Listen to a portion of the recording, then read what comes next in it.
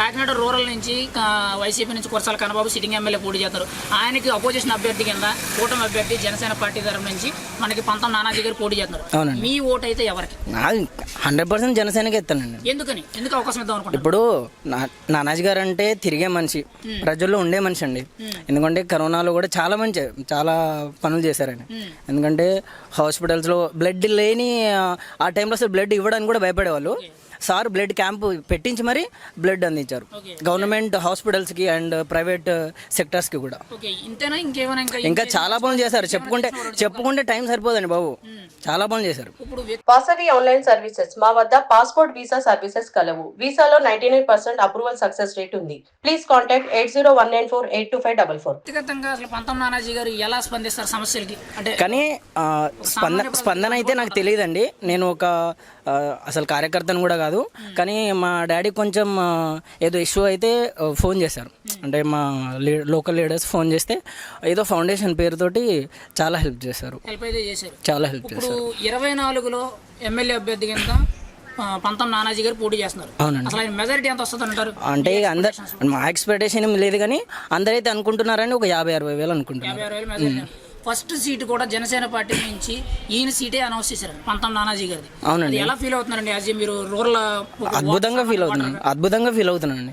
ఎందుకంటే వాళ్ళకు పేరు పెట్టారండి, నాకు కూడా తెలియదు. అది మనం ఇన్స్టాగ్రామ్ స్క్రోల్ చేస్తాం, అప్పుడు వచ్చిందండి. గెలుపు గుర్రాలని పేరు పెట్టారు. గెలుపు గుర్రాల్లో మొదటి స్థానం, మొదటి గెలుపు ఇక్కడ నుంచే నాంది పలుకుతుంది. మొదటి గెలుపు అనేది ఇక్కడ నుంచే జరుగుతానంట. ఓకే, ఇప్పుడు ఈ 5 ఏళ్ల పరిపాలనలో కాకినాడ రూరల్ అనేది ఎలా డెవలప్ చెందింది? ఏం చెందిందండి బాబు, ఏం చేశాడని? ఏం చేయలేదు. ఎక్కడ చూసినా కూడా మా ఊర్లో కూడా మౌలిక సదుపాయాలు అడుగుతున్నారండి. ఎక్కడైనా వెళ్తే జాబ్ అడగాలి.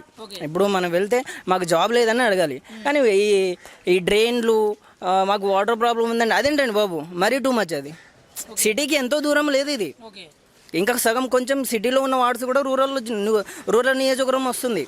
అలాంటి దాన్ని కూడా ఈ డ్రైన్లు లేకుండా మరీ టూ మచ్.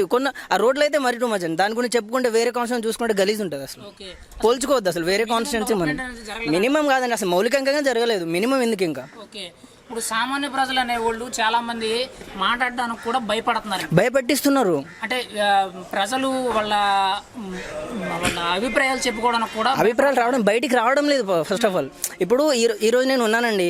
మొన్న సిటీలో లాస్ట్ టైం ఎప్పుడో చూశాను, సిటీలో ప్రచారంకి వెళ్తున్నారు సిటీ ఎమ్మెల్యే, వైసీపీ ఎమ్మెల్యే. అయితే ఒక ఆవిడ బయటకు వచ్చి మా రోడ్డు వేస్తామని చెప్పేసి మొత్తం కట్ చేశారండి, అలానే వదిలేశారు, కొంచెం ఇది క్లియర్ చేయండి అంటే దాని తర్వాత రోజు వాటర్ కట్ చేశారంట.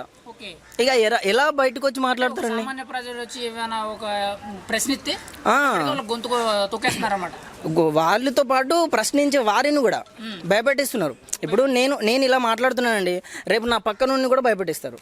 నాతో పాటు తిరిగే వాళ్ళని కూడా భయపెట్టిస్తున్నారు. ఓవరాల్ గా చూసుకుంటే కాకినాడ రూరలే కాకుండా సిటీ పరంగా కూడా కానీ లేకపోతే స్టేట్ పరంగా కానీ డెవలప్మెంట్ అంటే నేను స్టేట్ పరంగా చెప్పలేనండి. సిటీ పరంగా అంటే ఇక మనం తిరుగుతూ ఉంటాం కాబట్టి చెప్తున్నాను.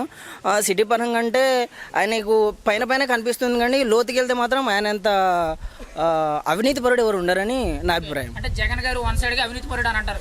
జగన్ రెడ్డి గురించి ఆయన గురించి వద్దులేండి, మనకి ఇక్కడ ఈ స్థానికంగా మాట్లాడుకుందాం. వాళ్ళిద్దరూ అవినీతి పరులే. ఇప్పుడు కన్నబాబు గారి గురించి చూసుకుంటే ఎవరో వాళ్ళ తమ్ముడు అంటారు కొందరు, కబ్జా అంటే మొన్న ఆర్టికల్ వేశారు ఈనాడులో, కన్నబాబు రాత్రి భాగవతం ఏదో వేశారు, మొత్తం చీకటి భాగవతం వేశారు. అందుకు క్లియర్గా ఉంది, అసలు చాలా క్లియర్ ఉంది.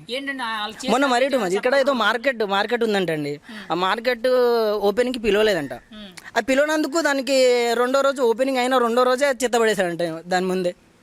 ఎలా అండి, ఎలా బతుకుతారు సామాన్య ప్రజలు, ఎలా బతుకుతారు? సామాన్య ప్రజల కింద మీరైతే బేసిక్ నీడ్ కింద ఒక అభివృద్ధి పరంగా ఏం ఆలోచిస్తున్నారు? మేము ఎవరు వచ్చినా సరే నిన్న అంటే ఇప్పుడు తిరుగుతున్నారు, ఎన్నికల ప్రచారం కాబట్టి అందరూ తిరుగుతున్నారు. మొన్న మా గ్రామంలో నానాజీ గారు వచ్చారు. మేము అడిగింది ఒకటే, మౌలిక సదుపాయాలు అంతే. ఈ నీళ్లు, ఈ డ్రైనేజు, ఈ కరెంట్ బిల్లు కొంచెం తగ్గించండి అంతే, ఇది ఒక్కటే అడిగేది మేము. దీని తర్వాత 2028లో అప్పుడు అడుగుతాం. ఇప్పుడు ఈ మౌలికంగా కల్పిస్తే 2028లో జాబులు అడుగుతాం. ఇప్పుడు జాబులు అడిగితే మనకు మౌలిక బతకడానికే వసతులు లేవు, జాబులు దాకా ఎందుకు ఇంకా. ఓకే, ఇప్పుడు జాబులు అంటున్నారు కదండి, సుమారుగా ఈ కాకినాడ రూరలే కానీ కాకినాడ జిల్లా వరకు లెక్కేసుకున్నా కనీసం కొన్ని 2-3 లక్షల్లో అయినా సరే గ్రాడ్యుయేషన్స్ అనేది ప్రతి సంవత్సరం బయటకు వస్తున్నారు. ఇక్కడ దగ్గరలోనే మనకి సెడ్స్ కింద 500 acres అనేవి వాళ్ళు గవర్నమెంట్ తరఫు నుండి అలాట్ చేసామని చెప్తున్నారు. మరి ఐటీ ఇండస్ట్రీస్ కానీ లేకపోతే ఇండస్ట్రియల్ కారిడార్స్ కానీ ఏం పెట్టినా పేరు వరకే అండి. ఏమో అక్కడ ఇనిషియేట్ చేసాము, జియో పాస్ చేసామంటే అది పేపర్ వరకే, ఇలా ప్రెస్ల ముందు మాట్లాడడానికే తప్ప అది అక్కడికి వచ్చి ఏదో అభివృద్ధి చెందింది 10 మందికి ఉపాధి కల్పించిందంటే ఏం లేదండి. ఇప్పుడు మొన్న కూడా అది పట్టాలని చెప్తున్నారండి, మాకు పట్టాలు రాలేదు. ఎవరికో మొన్న నానాజీ గారు ప్రెస్ మీట్ పెట్టారు, స్వామినగర్లో అంట మొత్తం 4G పట్టాస్ ఇచ్చేసారంట. అంటే ప్రతి ప్రెస్ మీట్లో నానాజీ గారు మాట్లాడుతూ ఉంటారు, ఏం చెప్తారంటే జాగ్రత్త జాగ్రత్త జాగ్రత్త. ఎందుకు జాగ్రత్త? 4G పట్టాలు, ఫేక్ పట్టాలు. ఇప్పుడు మా గ్రామంలో ఉందండి, నిజంగా మోసాలు చేస్తున్నారు, కనబడుతుంది కదా. మొన్న మొత్తం షీట్లతోటే కనిపించాడు, అందరు చేపించాడు కదా నానాజీ గారు. ఆయన ఇంకొకటి ఎంఆర్ఓ గారికి అది పేపర్ మీదనే రాసిచ్చాడు ఆయన. నేను ఎటువంటి సంతకాలు పెట్టలేదు, ఆ సమయంలో మా ఆఫీస్ నుండి ప్రభుత్వం నుండి ఎటువంటి జీవోలు పాస్ చేయలేదు అన్నారు. 118 ఐ థింక్ ఇప్పుడు తెలుసుకున్న అయితే 118 అన్నారు సార్. మీరైతే ఫైనల్ గా 24 ఎలక్షన్స్ జరగబోయే ఎలక్షన్స్ లో కాకినాడ రూరల్ నుంచి ఎమ్మెల్యే అభ్యర్థి ఎవరు, మీరు ఎవరు కావాలనుకుంటున్నారు? ఎవరైనా సరే అండి, నేను వన్ సైడ్ గా మాట్లాడట్లేదు. ఎవరైనా సరే వైసీపీ అయితే రావద్దండి, వైసీపీ అయితే రాకూడదు, ఇక్కడైతే అసలే రావద్దు, వద్దు. మరి ఎంపీ అభ్యర్థి కింద మీరైతే ఎవరికి సపోర్ట్ చేస్తారు?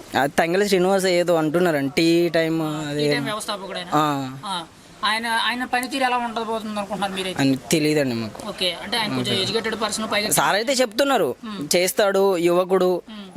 కళ్యాణ్ సార్ చెప్తున్నాడు చేస్తాడు, యువకుడు, స్థానికుడు, పని చేస్తాడు అని చెప్తున్నారు. కానీ వేవ్ అయితే ఖచ్చితంగా కళ్యాణ్ గారికే ఉందండి, ఎందుకంటే పిఠాపురం నుంచి చేస్తున్నారు. అలా వేవ్ వచ్చేస్తుంది ఖచ్చితంగా. పిఠాపురం నుంచి ఖచ్చితంగా వేవ్ అనేది ఉంది, నడుస్తుంది. తూర్పుగోదావరి పశ్చిమ గోదావరి జిల్లా అంతా ఫామ్ లోకి వచ్చే ఛాన్స్ ఉంటుందంట. పశ్చిమ తెలియదు, తూర్పులో అయితే ఖచ్చితంగా కొట్టేస్తారు. తూర్పుగోదావరి అయితే ఖచ్చితంగా చేస్తాను. ఓకేనా, 24 ఎమ్మెల్యే అభ్యర్థి ఎవరు, ఎంపీ అభ్యర్థి ఎవరు, మీరు ఎవరిని కావాలనుకుంటున్నారు? నేనైతే ఖచ్చితంగా జనసేన పార్టీ అని అనుకుంటున్నాను. జనసేన పార్టీ గుర్తేంటో తెలుసా? తెలుసండి బాబు, గుర్తులేని బాబు. లాస్ట్ టైం అదే మోసపోయానండి నేను. మా ఊరు మొత్తం చెప్తున్నాను, ప్లగ్ కార్డు కూడా ఇప్పిస్తున్నాము. ఇప్పుడు గుర్తు కోసమే కొన్ని సమస్యలు వస్తాయి. అవును, సేమ్ పవన్ కళ్యాణ్ గారి పేరు డూప్లికేట్ పేరుతో కే కళ్యాణ్ గారు అని చెప్పి బకెట్ గుర్తు ఊకోండి సార్, ఈసీ చెప్తుందా అదేదో పేపర్ మీద. అంటే యాజ్ ఏ ఓటర్ గా మీరు మీ గుర్తు అంటే మీరు కన్ఫర్మ్ చేయగలరు? ఇప్పుడు ఒకటండి, అలాంటి గుర్తు ఈసీ అనేది మళ్ళీ చెయ్యదు. ఒకవేళ చేసినా కూడా చదువుకున్న నేను కాబట్టి నేను గుర్తు పట్టగలుగుతాను. కానీ చదువుకొని వాళ్ళు మన కాన్స్టిట్యూన్సీలో చదువుకునే వాళ్ళు చాలా ఉన్నారు. గ్రాడ్యుయేషన్ కొంచెం 40% ఉన్నా కూడా ఎబో 60 వాళ్ళు అయితే ఖచ్చితంగా వాళ్ళే ఉన్నారు. అది మైనస్ అవుతుంది, దాన్ని ఈసీ చూస్తుంది. అదే ఎడ్యుకేటెడ్ పర్సన్గా నేను చెప్తున్నాను. ఈసీ అయితే అలాంటి గుర్తునైతే ఇవ్వదు, ఇప్పటివరకు ఎక్కడ జరగలేదు అది. మీరైతే ఫైనల్ గా ఎమ్మెల్యే అభ్యర్థి ఎవరు? కాకినాడ రూరల్ పంతం నానాజీ గారు. పంతం నానాజీ. మెజారిటీ ఎంత ఇస్తారు? 60,000 అండి. 60,000 ఖచ్చితంగా.